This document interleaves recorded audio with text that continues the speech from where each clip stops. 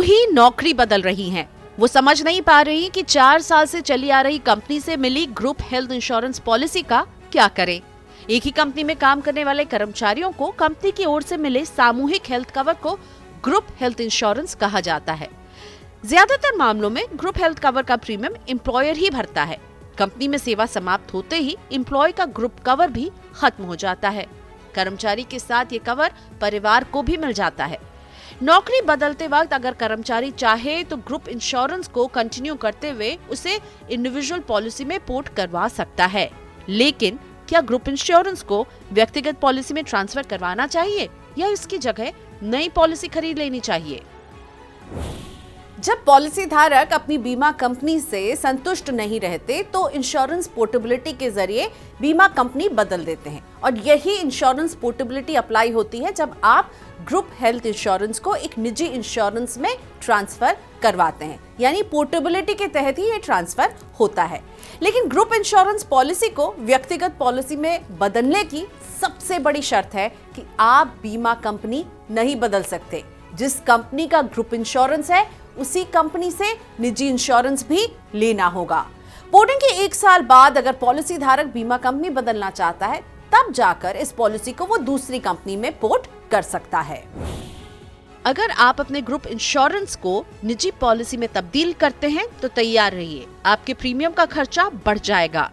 कंपनियां बड़ी संख्या में अपने कर्मचारियों के लिए बीमा खरीदती है। इस वजह से उन्हें बल्क खरीदारी के लिए नॉमिनल रेट पर बीमा मिलता है।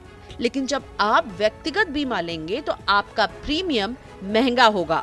ज्यादातर कंपनियां अपने एम्प्लॉय को ये सुविधा देती हैं। आइए समझते हैं पॉलिसी धारक के लिए क्या बदलेगा। ग्रुप हेल्थ इंश्योरेंस बिना हेल्थ चेकअप के मिलता है, लेकिन जब आप इसे बदलेंगे तो कंपनी आपका मेडिकल चेकअप करा सकती है।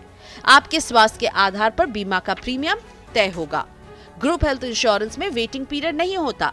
ग्रुप इंश्योरेंस में जानकारी भरते समय पॉलिसी धारक को अपनी सारी पुरानी बीमारी का सही ब्यौरा देना होता है। अगर पुरानी बीमारी के लिए हॉस्पिटल में भर्ती होते हैं, अगर आपने फॉर्म भरते वक्त इसे बताया है तो आपको क्लेम मिलेगा और नहीं बताया है तो आपका क्लेम ग्रुप इंश्योरेंस के तहत खारिज हो जाएगा। जब आप किसी भी ग्रुप इंश्योरेंस से एक व्यक्तिगत इंश्योरेंस में माइग्रेट करते हैं तो कंपनी नए सिरे से अंडरराइटिंग लिखती है और प्रीमियम तय करती है। फिर आपको जैसे कोई नई पॉलिसी खरीदते हैं उसी तरह आपको इसमें भी शुरुआत में वेटिंग पीरियड से भी गुजरना पड़ेगा। यहाँ पर वेटिंग पीरियड 2 से 4 साल जो भी कंपनी के नियम होंगे उसे मानना पड़ता है। एक तरह से इसमें पुरानी पॉलिसी का कोई भी कंटिन्यूटी बेनिफिट आपको नहीं मिल रहा होता है। आप बिल्कुल एक नई पॉलिसी की शुरुआत करते हैं।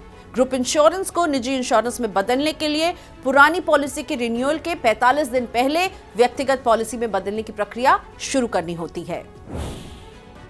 मनी 9 की सलाह। ग्रुप हेल्थ इंश्योरेंस को व्यक्तिगत इंश्योरेंस में बदलवाना सहज नहीं होता।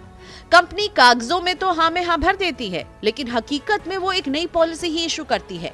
नए प्रीमियम, हेल्थ चेकअप और वेटिंग पीरियड सब कुछ फिर से शुरू होता है। ऐसे में अपनी जरूरत के मुताबिक एक नया प्लान खरीद लें। ग्रुप इंश्योरेंस और एक अपना अलग से हेल्थ प्लान दोनों एक साथ चल सकते हैं।